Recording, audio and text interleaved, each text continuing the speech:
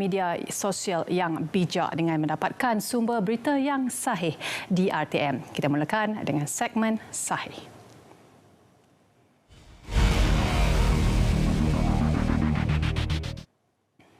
Kementerian Kesihatan Malaysia KKM ingin menegaskan bahawa pihaknya tidak pernah memperakukan mana-mana produk atau makanan yang boleh merawat diabetes seperti mengawal gula dalam darah seperti didakwa dalam laman sesawang Providence Medical Associates baru-baru ini.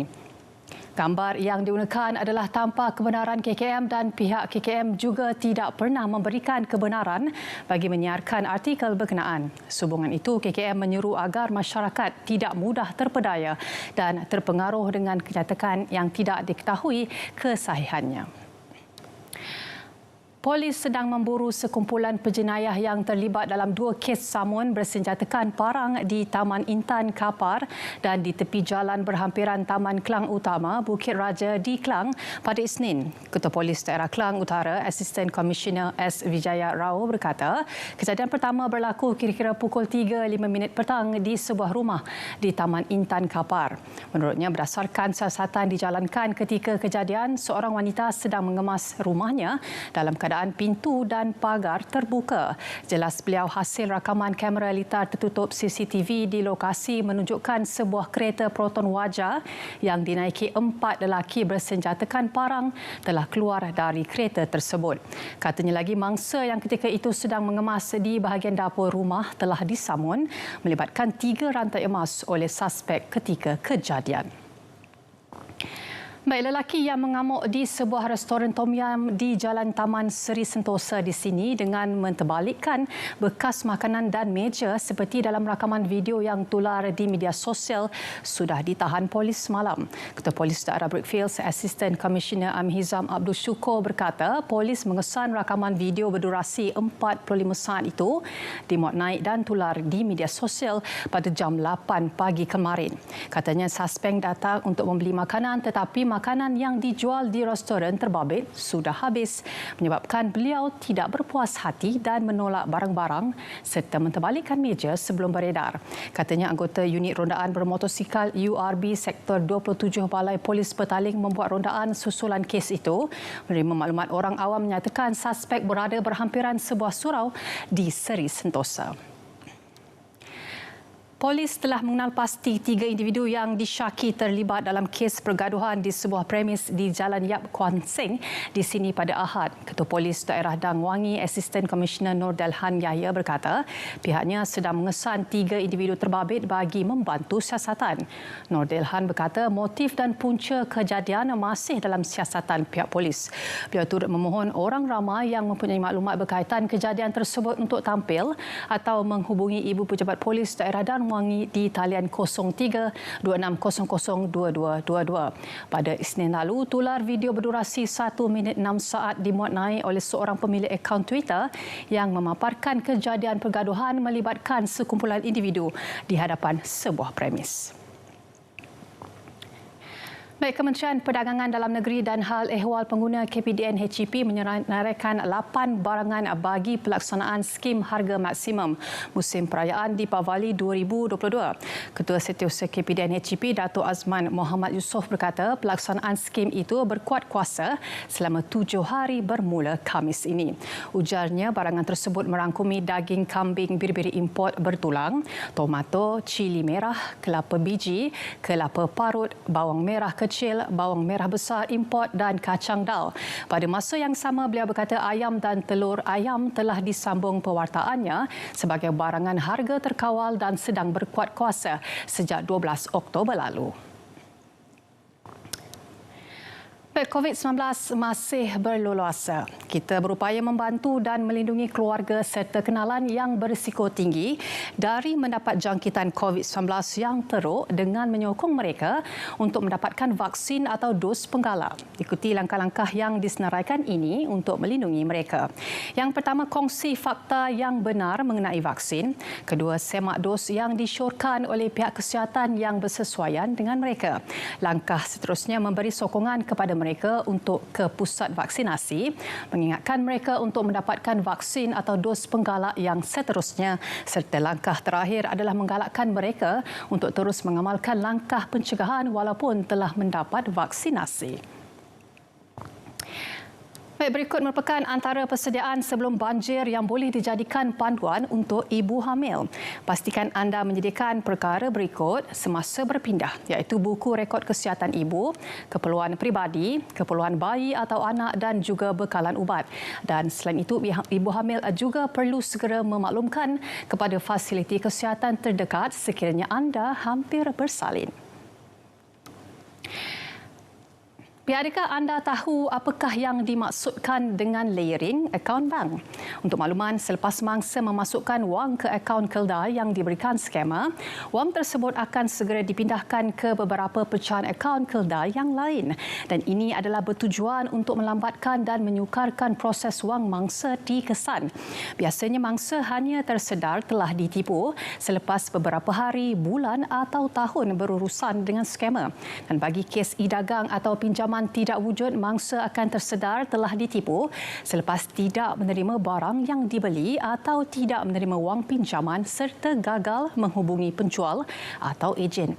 Bagi kes love scam dan Macau scam yang melibatkan kerugian puluhan hingga jutaan ringgit, mangsa biasanya hanya tersedar telah ditipu selepas berbulan mengikut arahan skamer dengan memasukkan wang ke akaun yang tidak dikenali.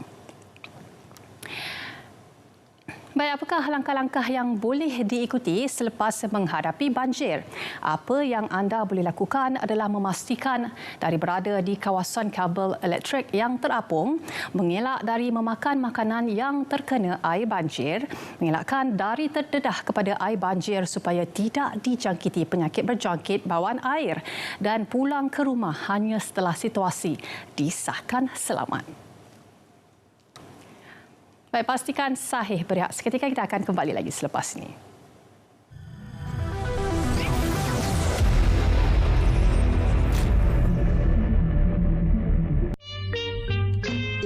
Kat mana kita nak mengundi? Assalamualaikum, salam sejahtera. Apa khabar anda semua? Beri saya 1 minit boleh untuk hashtag Fakta PRU. Kali ini mengenai tempat mengundi. Marilah mari pergi mengundi. Jangan lupa kewajiban. Anda mempunyai kad pengenalan, bukan? Dengan segala butiran yang terdapat pada kad pengenalan warga negara Malaysia, pihak SPR dapat menentukan tempat mengundi anda melalui kaedah-kaedah ini. Yang pertama, lokaliti iaitu taman atau kawasan perumahan seorang pemilih menetap. Penentuan tersebut adalah berdasarkan alamat yang dinyatakan dalam kad pengenalan pemohon. Kedua, daerah mengundi iaitu pusat mengundi yang berdekatan dengan alamat pemilih. Yang ketiga, Dewan Undangan Negeri atau DUN iaitu gabungan beberapa daerah mengundi akan membentuk satu DUN. Dan yang keempat, Parlimen. 2 atau lebih DUN apabila digabungkan akan membentuk satu bahagian pilihan raya Parlimen kecuali wilayah Persekutuan Kuala Lumpur, Putrajaya dan Labuan hanya mempunyai bahagian pilihan raya Parlimen dan tiada DUN. Hashtag Fakta PRU. Jumpa lagi. Marilah mari pergi mengundi. Jangan lupa.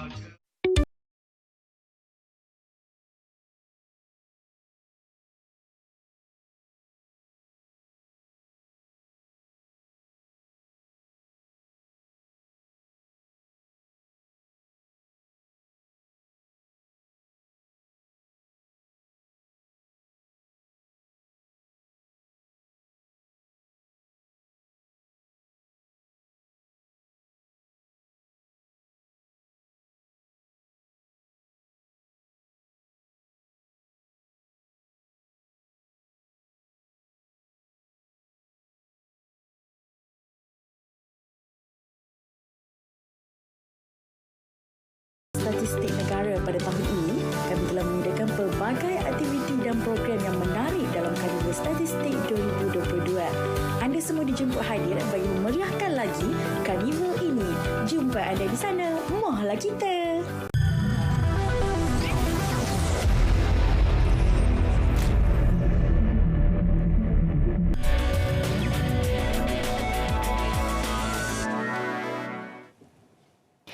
Baik, bagi segmen semasa kita melukan dengan Ketua Setiausaha Kementerian Pendidikan KPM Datuk Yusran Shah Muhammad Yusof diarah membuat laporan segera kepada Suruhanjaya Pencegahan Rasuah Malaysia SPRM berhubung dakwaan berlaku penyelewengan di kementerian itu.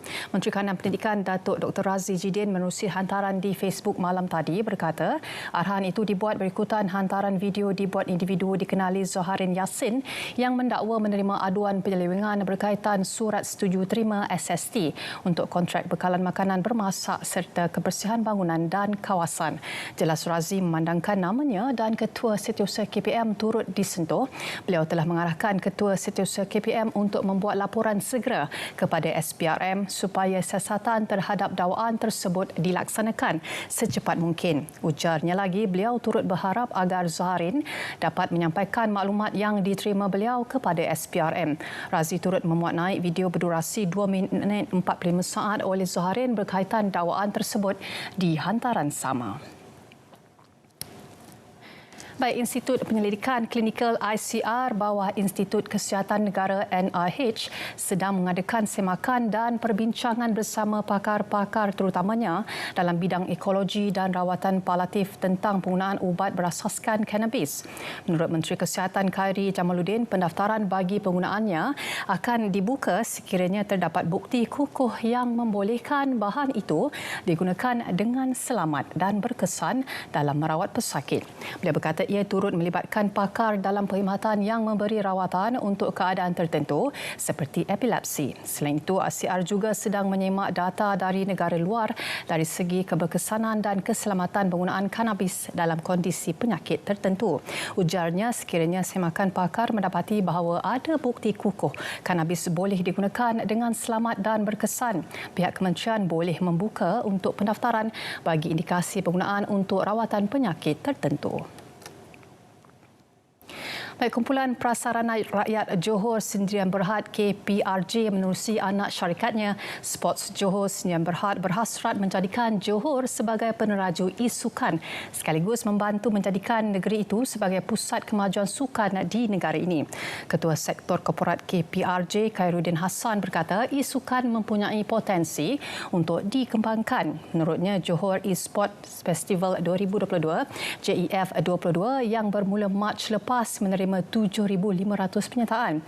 JEF 2022 Grand Final yang mendapat penajaan daripada pelbagai pihak termasuk kerajaan negeri akan diadakan di Kompleks Sukan EduCity selama 3 hari bermula Jumaat ini. Peringkat kelayakan telah bermula pada Mac 2022 lepas, diikuti peringkat kedua pada 22 Mei dan peringkat ketiga pada 22 Julai. Sebanyak 32 pasukan daripada setiap peringkat akan menguji kehebatan masing-masing di peringkat akhir. Baik, Kerajaan Negeri Pahang semalam menyampaikan skim pembiayaan kewangan usahawan mikro negeri Pahang yang dikenali sebagai skim iPush kepada 751 pemohon membabitkan peruntukan 7.15 juta ringgit bagi fasa 1. Skim bantuan iPush tersebut bertujuan membantu usahawan mikro di Pahang yang terjejas akibat pandemik COVID-19 serta banjir sebelum ini dengan pembiayaan pembayaran balik tanpa faedah dan penawaran moratorium setahun termasuk tiada charge tambahan. Menteri Besar Datuk Seri Wan Rosli Wan Ismail berkata kerajaan negeri telah memperuntukkan sebanyak 20 juta ringgit kepada skim iPush yang bakal memberi manfaat kepada 2,500 usahawan mikro di Pahang. Menerusi skim itu juga jumlah pinjaman yang ditawarkan adalah antara RM3,000 sehingga maksimum RM10,000 kepada setiap pemohon. Baik, tiada sebarang masalah atau berlaku perpecahan antara Perdana Menteri Datuk Seri Ismail Sabri Yaakob dengan Pengerusi Barisan Nasional PN Datuk Seri Dr. Ahmad Zahid Hamidi seperti dakwaan sesetengah pihak. Perdana Menteri yang mengesahkan perkara itu berkata hal itu telah lebih kepada misi pihak-pihak tertentu untuk memecah belahkan hubungan baik antara mereka menjelang musim pilihan raya musim ke-15 PRU 15 ini. Datuk Seri Ismail yang juga naib Presiden UMNO berkata beliau dan Datuk Seri Dr. Ahmad Zahid mengambil pendekatan perbincangan bagi menghentikan persepsi luar berkaitan fitnah perpecahan antara mereka berdua. Tegasnya oleh yang demikian solidariti perlu dipastikan ada di dalam UMNO untuk terus diperkukuh selain memberi jaminan tidak timbul isu di antara beliau dan Presiden UMNO Datuk Seri Zahid Hamidi. Pusat Jantung Hospital Serdang yang akan beroperasi mulai 12 Disember depan bakal mempercepatkan proses bagi rawatan jantung. Menurut Menteri Kesihatan Khairi Jamaluddin, tempoh menunggu juga dipendekkan daripada 18 bulan kepada 9 bulan bagi kes elektif yang stabil, manakala bagi rawatan kes kecemasan akan diberi serta-merta. Jelasnya pembinaan fasiliti kesihatan dengan kos keseluruhan RM546 juta itu dilengkapi dengan Dewan Bedah Hybrid, iaitu yang pertama seumpamanya dalam fasiliti Kementerian Kesihatan KKM dan memberi manfaat kepada hingga 250 pesakit setahun. Pusat kardiologi satu blok itu dibina setinggi 8 tingkat, menempatkan 262 katil selain satu unit mesin MRI 3.0 Tesla khusus bagi pengimejan diagnostik jantung yang memberi imej 4 kali ganda berbanding mesin pengimejan resonance magnetic MRI biasa. Pelancongan Islam dilihat sebagai kunci untuk membentuk semula masa depan industri pelancongan selain memberi sebagai pemulihan kepada ekonomi negara. Menteri Pelancongan Seni dan Budaya Datuk Seri Nancy Shukri berkata, pelancongan Islam memerlukan pengiktirafan dan sokongan sama seperti industri pelancongan yang lain, antaranya daripada pengguna dasar, pihak berkuasa, lembaga pelancongan, pihak berkepentingan, pelabur dan media. Jelas Nancy, ia didokumentasikan dalam Dasar Pelancongan Negara DPN 2020-2030.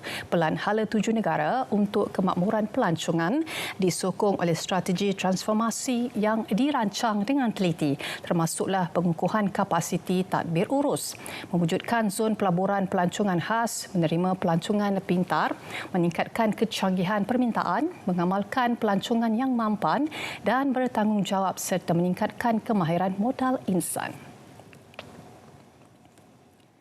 Baik, Jabatan Pengangkutan Jalan JPJ akan mengetatkan syarat dan pemeriksaan terhadap spesifikasi keselamatan sebelum meluluskan sebarang permohonan sukan permotoran yang akan dianjurkan. Ketua Pengarahnya, Datuk Zailani Hashim berkata, ia termasuk aspek teknikal seperti enjin kenderaan dalam keadaan baik dan menepati syarat yang ditetapkan jabatan itu. Pihaknya sentiasa memandang serius aspek keselamatan dalam sukan permotoran berkenaan dan bekerjasama rapat dengan pihak polis bagi memastikan segala syarat-syarat penganjuran dipatuhi penganjur serta peserta. Zailani menyatakan demikian ketika mengulas mengenai seorang peserta maut ketika perlumbaan Battle of the King BOTK 2022 yang berlangsung di litar perlumbaan Terengganu, Gong Badak baru-baru ini. Baik, selain di saluran berita RTM, anda juga boleh ikuti kami di Facebook, Instagram, Twitter dan juga Facebook dengan carian mudah berita RTM. Baik, kita berehat seketika, kembali lagi selepas ini.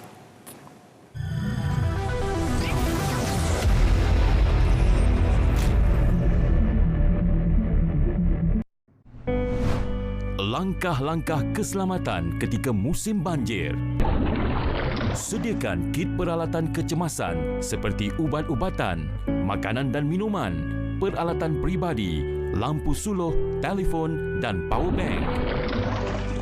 Dapatkan maklumat keadaan tempat anda di media massa atau media sosial. Peka dengan keadaan sekeliling dan bersedia jika keadaan bertambah buruk. Jauhi tempat-tempat yang dilanda banjir. Pergi ke tempat tinggi dan selamat. Elakkan daripada melalui kawasan banjir dan arus deras yang boleh menghanyutkan anda.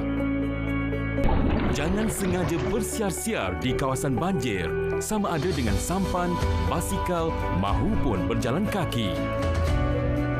Jangan sentuh mana-mana kabel ataupun wayar yang terputus.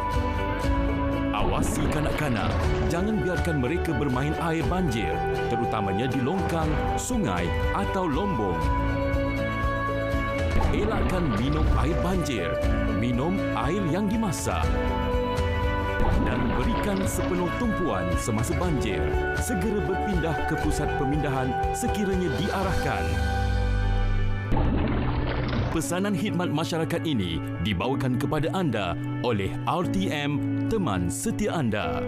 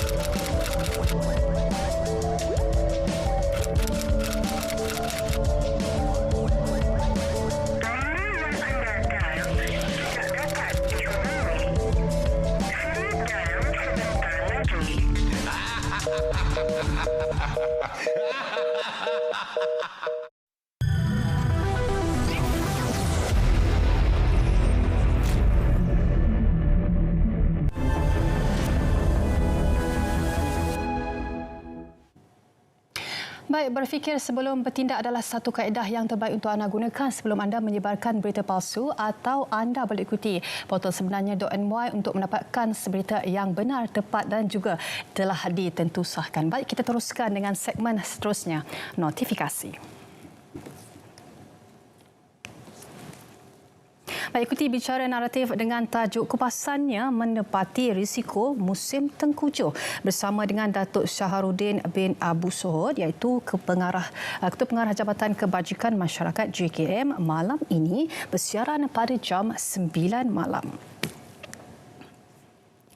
Baik, ayuh saksikan Malam Puisi dan Irama Berintegriti Perangi Rasuah pada 19 Oktober 2022 pukul 8.30 malam bertempat di Balai Budaya Tun Said Nasir, Wisma DBP. Program ini juga boleh ditonton menerusi studio siaran langsung media sosial DBP dan semua hadir. Dijemput hadir, kemasukan juga adalah secara percuma. Juga saksikan rancangan yang lama dijunjung, Kuliah Penyelidikan Sastra atau Kupas Bil 19/2022 pada 19 Oktober 2022 iaitu pada hari Rabu pada jam 11 pagi dan akan disiarkan melalui Facebook langsung DBP dan kuliah akan disampaikan oleh Yang Berbahagia Dr. Raja Rajeswari Sita Raman iaitu pensyarah bebas, penyair dan juga penterjemah dengan tajuk kuliahnya Penulis Kaum India dalam Sastra Kebangsaan, Peranan dan juga Sumbangan. Manakala moderatornya ialah Yang Berusaha Puan Zaliha Ahmad, penyelidik sastra, penulis dan juga penterjemah. Baik, Majlis Tilawah dan Menghafaz Al-Quran peringkat antarabangsa MTHQA ke-62 tahun 1444 Hijrah 2022 Masihi akan bermula pada 19 hingga 24 Oktober 2022 bertempat di Kuala Lumpur Convention Centre KLCC dan seramai 41 orang peserta melibatkan 31 buah negara menyertai MTHQ ke-62 kali ini dengan akan memperdengarkan bacaan ayat-ayat suci Al-Quran secara bertaranum dan juga pelbagai pengisian menarik akan disajikan untuk anda semua sepanjang MTHQA ini berlangsung dan keluarga Malaysia yang ingin menyaksikan MTHQA ke-62 secara fizikal dijemput hadir ke Dewan Plenari Kuala Lumpur Convention Centre KLCC bermula jam 8.45 malam. Tempat adalah terhad. Saksikan siaran langsung bermula jam 8.45 malam di RTM, TV1 dan media sosial rasmi JAKIM. Dan seterusnya sambutan Hari Alam Sekitar Negara HASN 2022 peringkat kebangsaan Gambut Run 4.0 Tanda Pakar Jom Lari Santai 2022 edition dan tempatnya adalah di dataran MBK Kuantan. Tarikhnya adalah pada 22 Oktober 2022 iaitu pada hari Sabtu. Pelbagai aktiviti menari akan berlangsung sempena sambutan Hari Alam Sekitar Negara 2022 peringkat kebangsaan seperti berikut. Tempatnya adalah di Dewan Majlis Bandaraya Kuantan dari jam 7 pagi hingga 2 petang dan berbagai aktiviti yang akan dianjurkan antaranya apa yang boleh saya bacakan di sini adalah pertandingan berwarna, senam sihat, kita juga ada pertandingan reka cipta, kita juga ada pengumpulan buangan elektrik dan elektronik ataupun e-waste. Kita juga ada pengumpulan buangan kitar semula termasuk minyak masak, kertas, plastik dan sebagainya. Pertandingan reka cipta daripada bahan kitar semula juga akan diadakan. Kita juga ada pameran pelbagai agensi, kempen hindari plastik sekali guna. Kita juga ada demonstrasi ujian pelepasan asap dan bunyi bising dari kenderaan. Turut diadakan adalah pemeriksaan kesihatan, share your moments dan juga cabutan petuah. Sebanyak 12 aktiviti akan dianjurkan pada hari tersebut. Jom ramai-ramai hadir dan meriahkan sambutan Hari Alam Sekitar Negara 2022 peringkat kebangsaan. Ketahuilah bahawa alam sekitar adalah tanggungjawab bersama.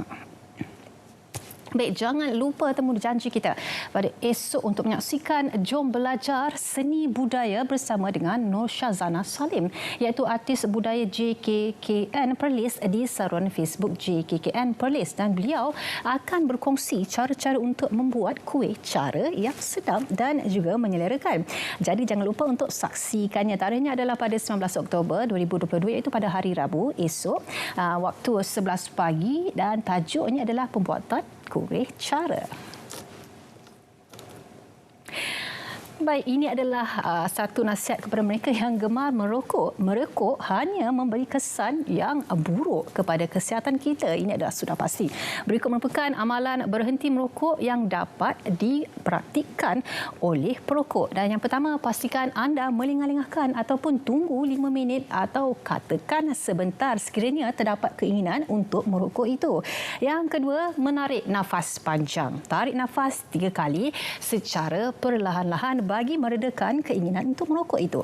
Ketiga, minum air. Minum air masak dan juga elakkan minuman berkafein. Dan yang terakhir, pastikan anda menyibukkan diri mungkin dengan aktiviti-aktiviti lain seperti sukan dan sebagainya untuk membuat ataupun mengalihkan fikiran anda daripada keinginan untuk merokok itu.